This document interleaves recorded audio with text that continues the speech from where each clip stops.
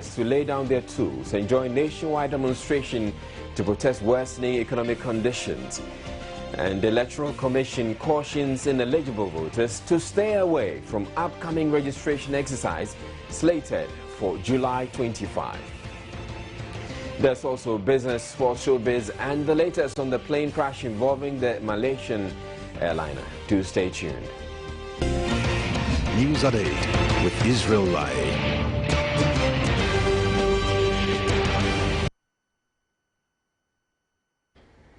In our very first story, the Ghana Chamber of Pharmacy says it will not be able to supply medicines and medical consumables to health institutions that are in arrears beyond 2 months. According to lead advocate of the chamber, inadequate releases and delays in payments by the National Health Insurance Authority continue to take a huge toll on the businesses of pharmaceutical companies, hence the need for them to begin a cash and carry system from August 1, 2014. Service providers say the NHIA owes them in excess of 7 months' service to NHIA's clients and are struggling to raise the needed funds to pay for pharmaceutical supplies. There has been an inordinate delay in their payment for medicines we have supplied to them. And the chamber has the difficulty, members of the chamber have the difficulty.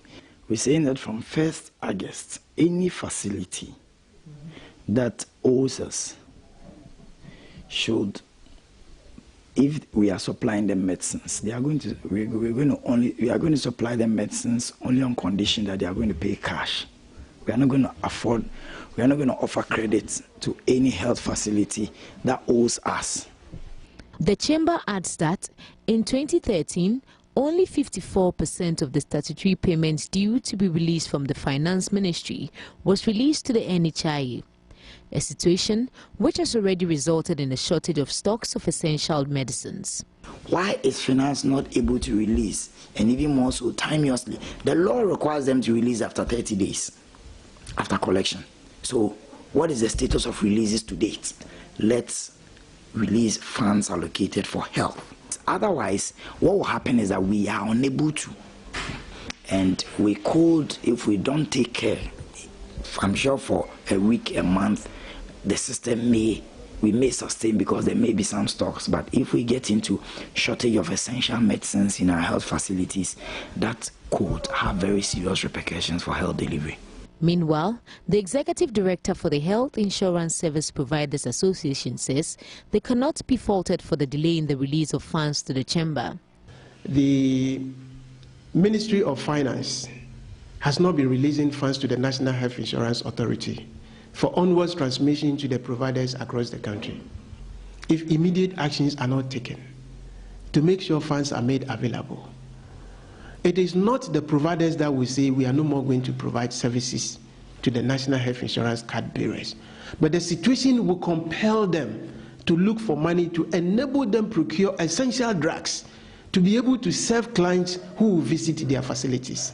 Otherwise, in an emergency situation, you cannot do anything, and you will see patients dying if we don't take steps. Saving the situation is just by going to the extent that you need to get some cash so that we can continue to provide service. But if we want to consider the situation very strongly as it stands, then we might be killing our own brothers and sisters who will not have cash to pay for services rendered to them by virtue of the fact that they are holding health insurance card. He called on government to, as a matter of urgency, intervene to save the situation. Matilda Pomaga for Joy News. The Domi market here in Accra is in a serious state of disrepair. The market, which holds about 10,000 traders, has no laid-out roads and drainage system, a situation which has been worsened by recent rains. Joy News' Justice Baidu has been there to speak to some of the traders who are angry about their continued neglect.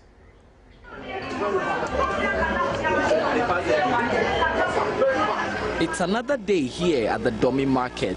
This is one of the largest trading points in the capital city, serving over 100,000 people. But the conditions here are appalling.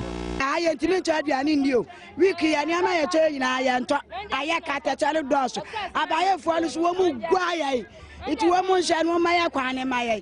Yet you take it. Ya mamma Bia, you will not say, a mamma Blas, ya, Bia, the Maya Chia, yet you can't have you.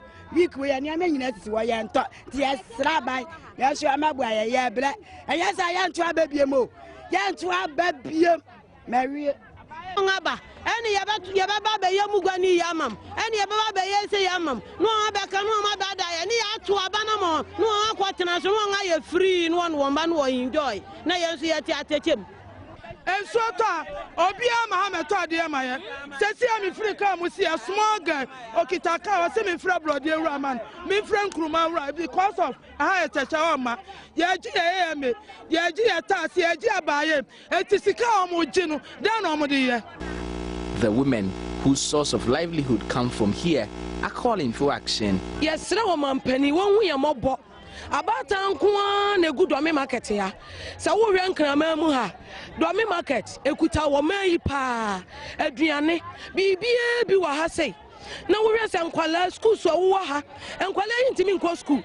Yentimin to one dear, Dwaba Betodiania, Aquadia, a form water, the idea any Tabianwa, or Bebaha, Ababetodia, NTS Serano, Yabuko to Japan a chow. Oh my Asamaya can you name. Our attempts to reach the Ga East Municipal Assembly, under whose jurisdiction this market falls, has proved futile as officials turned down our request for an interview.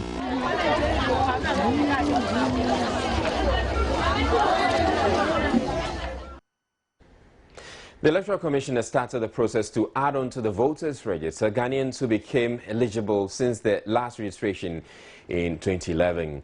The exercise precedes district assembly elections due to be held this year, even though the EC is yet to settle on a date. There have been objections to the use of National Health Insurance ID cards as proof of citizenship due to concerns that subscription for the cards is not limited to Ghanaians. But the EC's public relations officer, Sylvia Ano, explains prospective voters with NHIS cards will be registered when the exercise begins from July 25, unless the courts decide otherwise. Revision of the voters' register is the initial phase of the preparation towards the district assembly elections. The registration exercise is expected to run from July 25 to August 3, with each of the 6,000 electoral areas hosting at least one registration center. When you talk about registration, people tend to think that it's about registering everybody one more time. This is about expansion, revision, adding on to the voters register, so that you have people who, for one reason or the other, though qualified, couldn't register the previous time. And then you have those who have just turned 18 years. It's going to be based at the electoral area level, like one per electoral area. But if the electoral area is so huge in terms of numbers, size, and there are so many factors involved. If it's a huge area, then of course it would be divided into two. The PRO stressed until the court rules otherwise, NHIS cards will be accepted for identification purposes, but warned persons who are not qualified should not attempt to register. If the court comes out to say that the Electoral Commission should disallow those with NHIS card for registering, so be it, would oblige respectfully. But for now, the law is the CI 72, and it's just for purposes of identification. Therefore, if you are less than 18, you cannot say that they say if I have an NHIS card, I should be registered as a voter, although you are not qualified. That is not the issue, so we must get it straight. Once the law is there, we cannot do otherwise.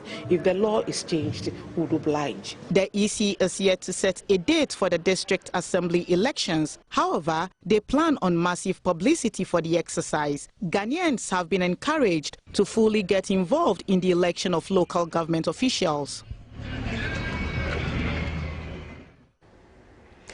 Workers in the country are set to embark on a one-day nationwide strike on Thursday, July 24, to protest spiraling cost of living following hikes in petrol and utility prices worsened by the depreciating cedi.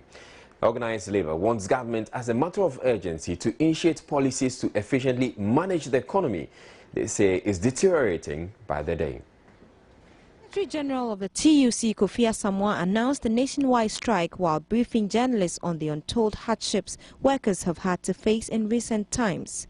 Our government has consistently increased utility tariffs, prices of petroleum products, and implemented a number of measures and policies without recourse to their social impact on the people. There have also been no provisions to mitigate their effects.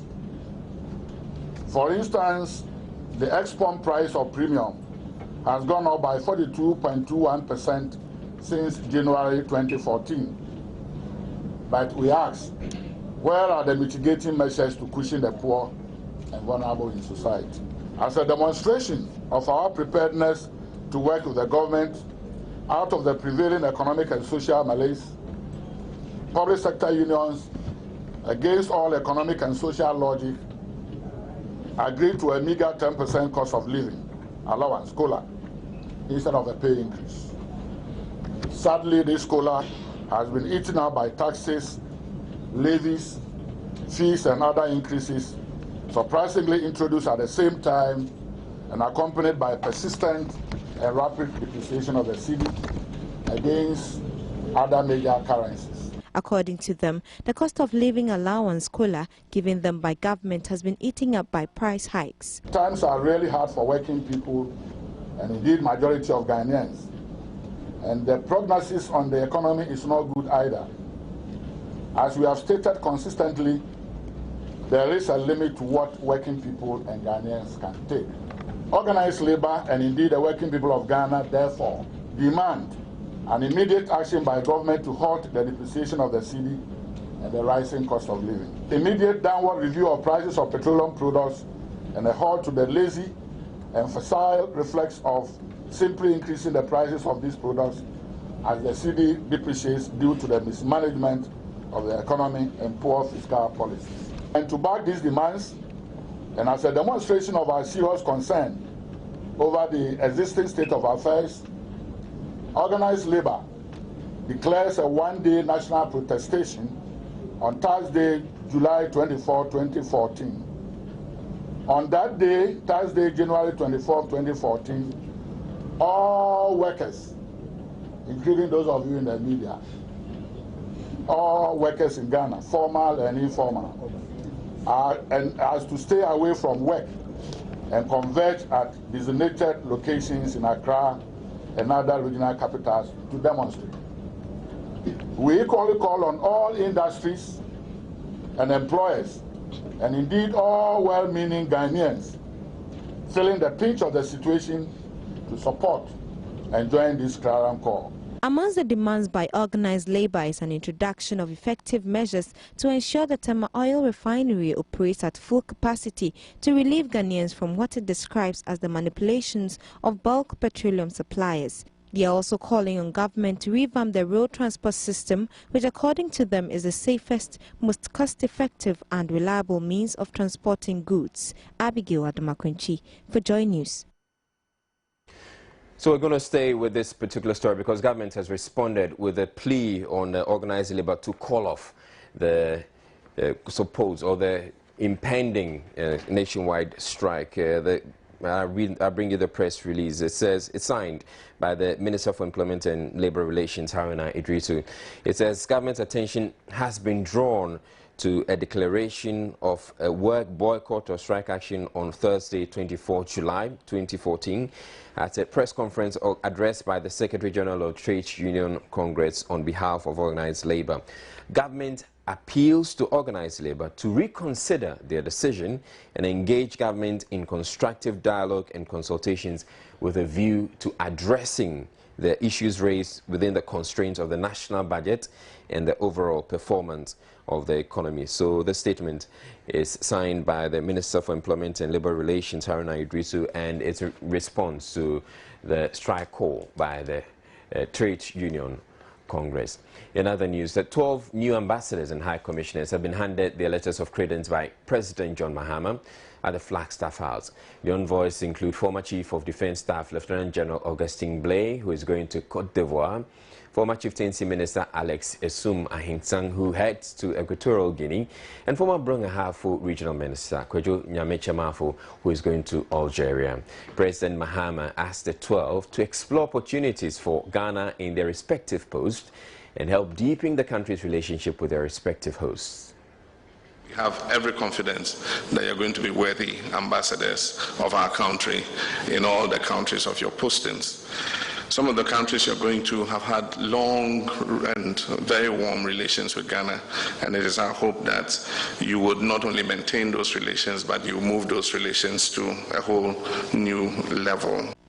Ambassador-designate to Morocco, Professor Samuel Korte, on behalf of his colleagues, promised not to disappoint the president. Let me remind that as ambassadors and high commissioners, you are the heads of the mission. You are in charge of the mission, and there are several people who work under you. You must take an interest in what is being done in the mission to ensure that nothing is done to embarrass yourself and to embarrass the government. Recently we've had two unfortunate incidents, one in China, another in Japan, which we're not very proud of. And so I'm asking you, as you take your positions, to take an interest in everything that goes on in the mission so that we continue to have a positive image of our country. Some of the other envoys include Ace Media practitioner Alhaji Haruna Atta, who heads for Namibia, and former Commissioner of SEPS, Major General Carl Mode, who heads for Sierra Leone. Protect and defend the Constitution of the Republic of Ghana. Defend the Constitution of the Republic of Ghana. So help me God. So help me.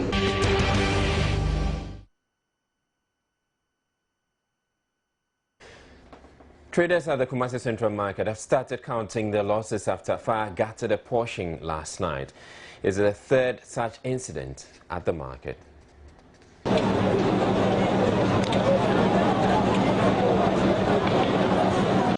Affected traders were demoralized and shocked considering the extent of damage to their wares. With sad faces, others remained speechless, wondering how they were going to recover.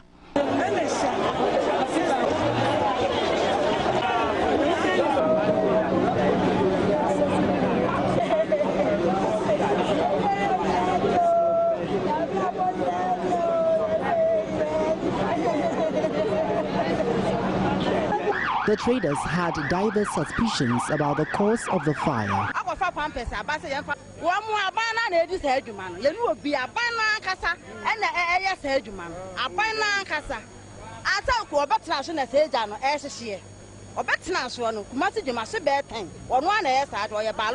The market on Friday morning looked quiet as many traders suspended their activities to sympathize with the affected colleagues. Assistant Divisional Officer at the Ninsha Fire Station, Majiti Abednego, lamented over the unavailability of water hydrants in the market. The traders say the frequent fires set them back each time it occurs.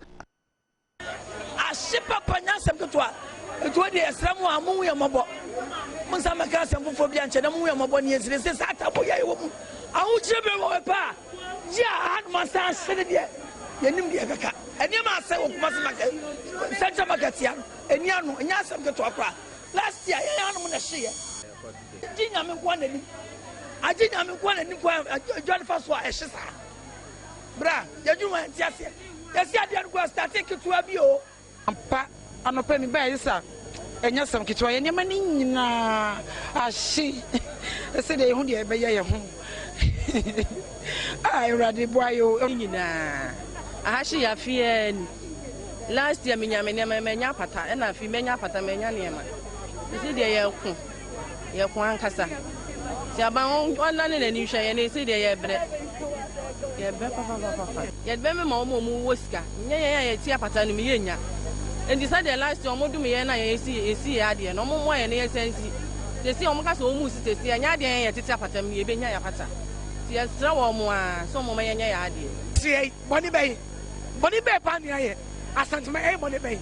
Ade ni Diana. Ya also toye. Muna some but some country, yen film, no from Assase. What you mean, ye bonessa, and ye toshe, ye pay who we are saying. Yes, so mother. Almost had the year, Panyame, Hatta swear home. Ye nimo, ye nim, and I do be also no more see ye nim. I feel so patabuka, and see about rain, and he and Yama. Yet she never you know what thing. Ye nim, ye cost a patabaco penny in there, and no more dear. Ashanti Regional Minister Samuel Sapon said plans are far advanced for the reconstruction of the markets.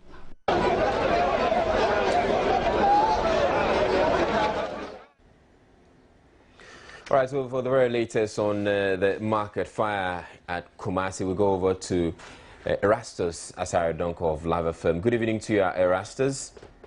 Good evening, Israel. All right, so we're told that apparently today some of the traders have started rebuilding at the Kumasi Central Market.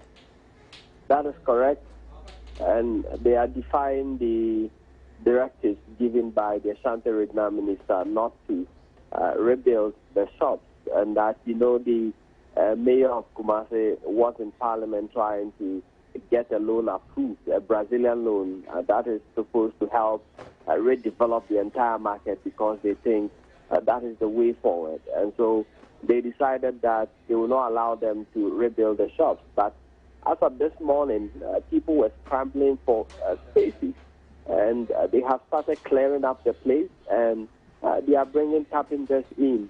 And so from tomorrow, they tell me they're going to start rebuilding their shops. They are not going to listen to anybody. They don't want any shops to be developed anywhere. They want to just rebuild their shops. So that is what is currently going on in earnest. All right. So I know you were at the scene of the fire last night. How exactly did this whole thing happen? What have you been able to pick up? Well, so far, all leads point to illegal wiring within the market. This is not the first time. I have observed this several times. We've told the city authorities because there are frequent intermittent sparks. You see them on a daily basis, and the market women complain about them. And you see the haphazard nature with which electricity has been tapped from the various electric poles is quite dangerous. And then you find other people using gas cylinders, cooking within the shop. And so sometimes when you find everybody going, you don't know who has left, some fire unattended to in the market. So these are potential hazards that exist within the market that several committees have recommended that they nip that in the bud. Until that is done, the fire service are saying we will be seeing more fire. All right, thank you very much. You heard Erastus Asare Donko. He is with Lava Firm, another member of the multimedia group. Meanwhile, the Ghana National Fire Service says the failure of authorities to implement fire safety recommendations is to blame for the regular fires at the Kumasi Central Market. A recent fire which swept through the market, destroying thousands of properties, is the third this year alone. Speaking earlier on today's big story, Ashanti Regional Safety Officer of the Fire Service, David Affle, says ongoing reconstruction of stalls by some traders could hamper investigations. If you look at the trend of the average these days, more or less the findings are almost the same. The findings are almost the same. Just that is the behavior of the people that will differ. So when it comes to the finding, we know we've given out a lot of reports to AMA, and based on that, they've also sent it to government. And even this afternoon, I heard a minister saying that very soon government will release money for reconstruction. So it's not that we are not on top of issues. We are, and then the findings are there, the recommendations are there. So we are hoping that government will lay hands on findings so that we address this problem once and for all. David, you say the findings are the same. Really, what are they? Sorry? You said the findings are the same. Exactly what are they? Almost the same. They are not almost the same. What are they? The previous ones, basically, from what your report just said, they suspected electrical fault out of somebody negligence or that kind of thing. And most of it is the same. If you come, I have some pictures. We show you some pictures. You realize that we need to work on our electrical system, the wiring and other things, and the way people behave in the market. The trend is the same. Just that where it occurs with different. Well, safety expert Nana Ano Amehe is asking authorities to be firm in a bid to prevent recurrence of fires at the central market. No, but the hunger, I mean, at the spur of the moment, I mean, I can appreciate their desperation and what have you. But tempers will calm down, and when tempers calm down, then authorities should impose their authority. That pulling down the structures? No, pulling down the structures. If there's something that will cost the country, will bring harm to the country. We have people that we have elected, we have put in position to run the affairs of the country. So if you say that no, because the Kojo is desperate and he's going to commit suicide, and the law frowns on suicide, we allow him to go and commit suicide? Well, once again, break. We have more stories coming up. Stay tuned. And the post-mortem of Ghana's participation at the just-ended World Cup lingers on, but has actually taken a totally new dimension as checks by Joy Sports reveal some 18 members of the Ghana Football Association who failed to make the World Cup trip will receive a whopping $36,000 to be deducted from the total World Cup booty. Checks by Joy Sports have revealed 18 members of the Executive Committee of the Ghana Football Association have benefited from a whopping $36,000 made available by the GFA for committee members who did not get the opportunity to travel to Brazil for the World Cup. But a group among the beneficiaries are still unhappy with the package in comparison with what was spent on their colleagues who were taking to Brazil. According to them, prior to the World Cup, the GFA at one of its executive committee meetings made it clear that it would not be able to fly all 22 executive members, as was the case in Ghana's two previous World Cup appearances in Germany 2006 and South Africa 2010 respectively. In the view of the recent arrangement, each member of the committee was paid $2,000 as compensation for their inability to fly to Brazil. In 2006, a number of FA officials were flown to Germany and accommodated, but there was a standoff over per diem allowances. Consequently, some officials were sacrificed by the committee and the regional football associations during the elections for their stand on the matter.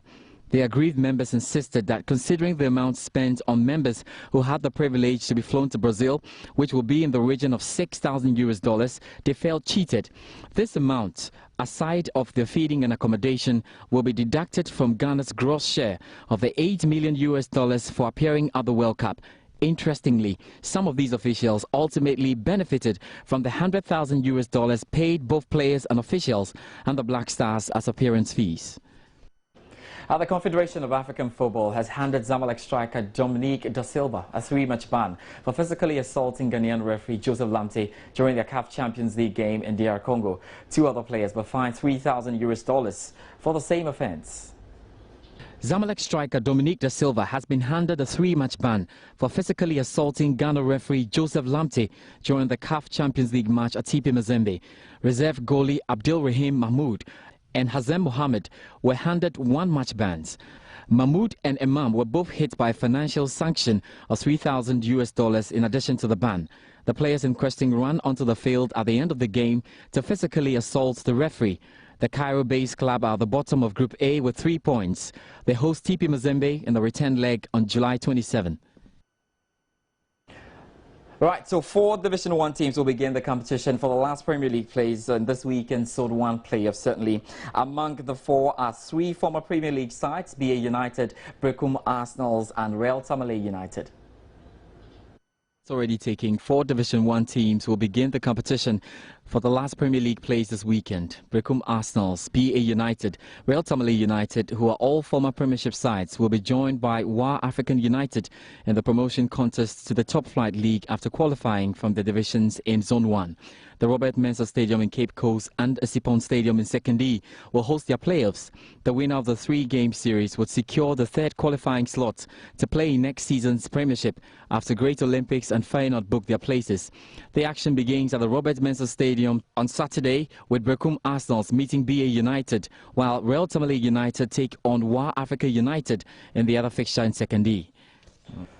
All right, so we move away from soccer and get onto the court. Certainly in tennis, it's about the ATP Tour currently ongoing in Hamburg, and David Ferrer is through to the semi-final.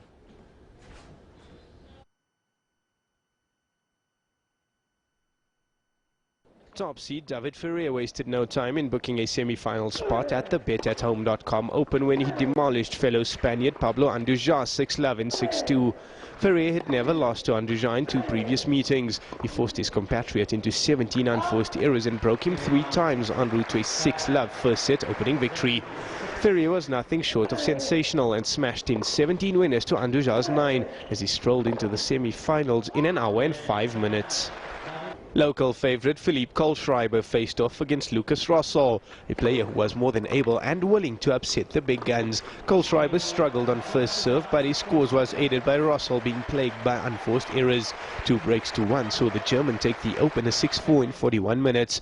Kohlschreiber broke early in the second set to grab the ascendancy. That was the only break he needed, as the German landed 73% of his points on first serve to advance to the semi-finals with a straight set 6-4 and 6-4 victory. Business. That'll be all for sports tonight. My name is George Addy Jr. Business is up next.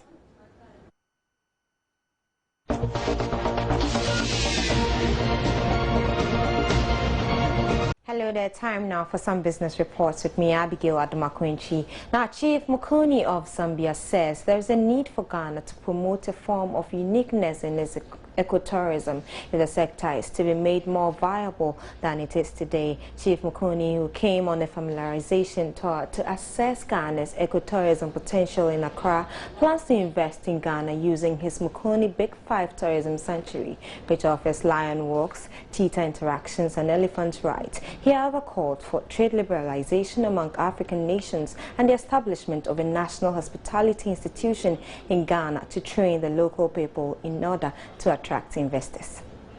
The visit to the Forestry Commission was in honor of his promise to visit Ghana after a Ghanaian tourism team had visited his Mukuni Big 5 safaris to open up branches in that country. Chief Mukuni reiterated the need for a strategic human resource management for Ghana's hospitality industry. For Ghana, I can see you as a sleeping giant in terms of tourism. You haven't tapped the full potential of what you would do. You know, you have massive potential, but you're not tapping into it. So, and one of the reasons is, I was just talking to the minister today to say that you needed to have a hospitality college. A lot of your training currently now is in-house. It shouldn't be like that. He lauded Ghana's environmental conservation efforts and further spoke against trade practices that prevent the free flow of goods and services among African nations. When we get tourists, we should do away with the visas. If one enters Ghana, he must be able to enter Zambia on the same Ghana, on the visa that he used in Ghana. That's the kind of arrangement we need. We should not actually restrict movements of labor within the African countries or the restriction of businesses. We should treat it as one continent. The Zambian chief, together with his entourage, was taken through the operations of the Forestry Commission and also visited the sites for the Accra Eco Park project and the Wildlife Division to assess the various species. Acting Chief Executive Officer of the Forestry Commission, Nana Kofi Dunsia, says Ghana stands a greater chance of benefiting from the Zambian chief. You can't talk about Victoria Falls without talking about Chief Mukuni. He is the overlord of all those lands around there. He has a place also called Mukuni 5. When you go there, he has elephants that are tamed, that we went to ride those elephants. His farm is very popular. And when you go there, people pay close to about $100 just to walk these dogs. It's a huge tourist attraction. He also has his own palace in a village setting form where the people have carvings and so many other things. So we saw what he had done in Zambia, and we are thinking that we could replicate that here in Ghana. The Zambian chief is also expected to assist the country establish a system that runs wild animals to provide not only excellent stimulus for the animals, but also great opportunities for the country to boost its tourism sector.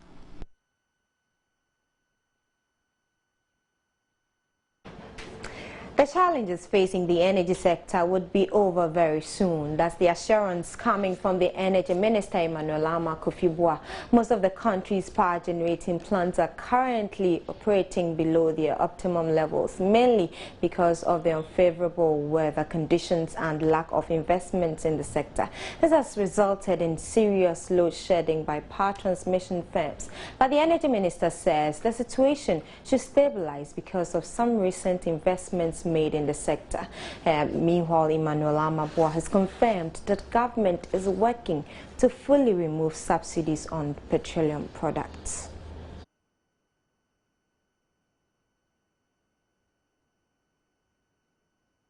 Away from the energy sector, the National Insurance Commission has announced it will support the Ghana Police Service with an amount of 25,000 Ghana cedis each month to assist them in their operations. The NIC has already donated $100,000 to the police service to make up for the 4 months missed since the Commission made the decision in March this year.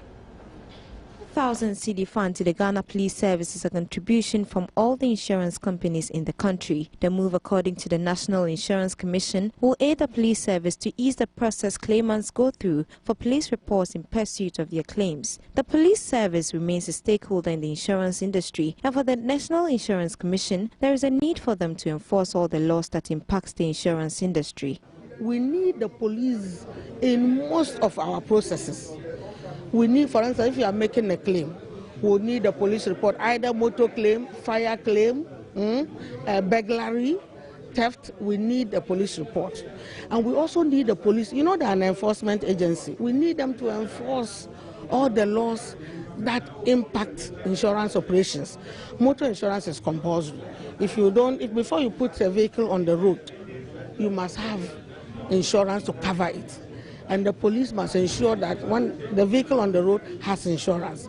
And then we also have fire insurance for private commercial property, which is also compulsory. So if you have, even for buildings under construction, which are for private commercial purposes, they must have insurance. And it is only the police, we will go around and educate them. But it's the police who will ensure, since it's a law, who will enforce that law. So we've been talking to the police. We know they also have budgetary they've helped us in the past. But if you want them to do more, then we need to assist them. So we then decided that we will give them, before we would come and give them some one-off, contribution or buy computers for them and then go to sleep. But now we say we're going to give them, we're going to make a regular and monthly contribution of a certain amount, which is 25,000. The police service, while welcoming the gesture, is optimistic the monthly funds will greatly improve the operations as expected. I think it's long overdue. If you look at the job of the police, especially with the motor aspect of the police service, we do a lot to allow the insurance companies get their revenue.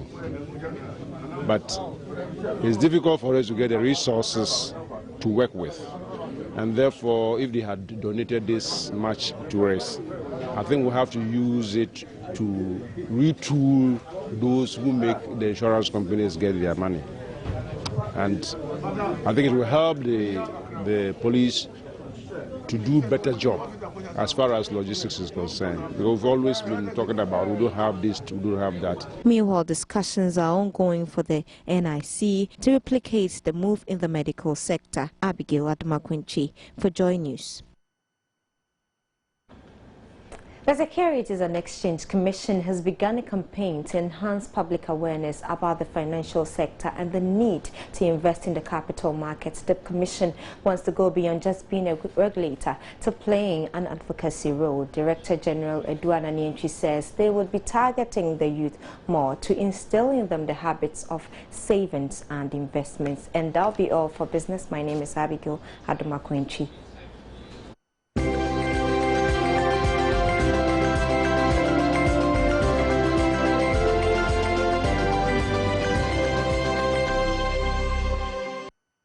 A police wire message widely circulated on social media suggesting that hip-hop musician Castro, feared drowned in a jet ski incident in the Volta Lake, has been located in a hospital in Togo, has proven to be a ruse. Now, though the police administration have confirmed the message came from them, they insist it was for internal communication purposes only and not for public consumption. Now, we have on the line DSP Cephas Arthur. He's the acting public affairs director of the police administration, to explain to us what the issues are. Good evening to you, DSP Cephas Arthur. Good evening. All right, so what can you tell us about this police wire message that was circulating in social media? As you already know, it is an internal communication material that was meant to task a police officer in a different region to undertake some job on behalf of the police administration, and it happened to leak. That's what I can say about it. So how did it get to leak? That is what we are investigating, because... All right, so we're told that there's an officer involved who's been apparently sanctioned by the police administration. Can you confirm that for us?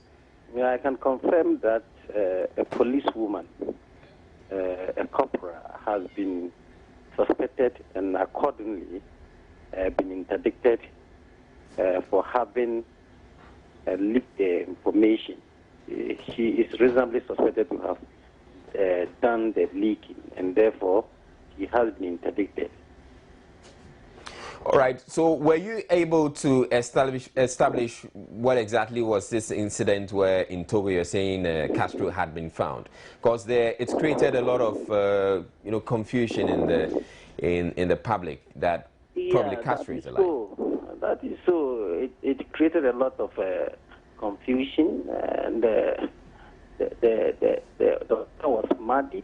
People were anxious. They wanted to know whether the piece of information was true or not. But as I speak now, I don't have information as to the outcome of the kind of instruction that was directed at the Volta Regional Police Commander to do cross-checking. But it is for the confusion that it created in public domain that the officer who is suspected to have leaked the information has been interdicted, because as per our service instruction, or as per the Police Service Act 350 of 1970, it is a misconduct for a police officer to divulge information to person or a person who is not authorized to receive it. So, if anybody has done so, he has breached the police regulations, and therefore must be investigated and then punished accordingly if he's found to be culpable. Okay, now again, what's the very latest? I know that the Marine Police Unit of the Ghana Police Service has been involved in the search for Castro. Have you, or what's the very latest on it? Have you made any progress, or have you probably given up? I am not able to give you the latest, because I haven't received the latest information as yet from the team, or from the investigative team that is engaged in the business, so to speak. So, in appropriate time, when I have some information, the latest information now, public domain. Okay, thank you very much. You heard DSP Cephas Arthur. He's the acting public director of public affairs at the Ghana Police Service. Another showbiz news. That's Nigeria's entertainment industry is one of the biggest on the continent, cannot be disputed. From music through to film and even comedy, Nigeria appears to be taking the continent by storm. And Ghanaian Afro-pop singer Becca says it is time Ghanaians took a leave from Nigeria's page on show business.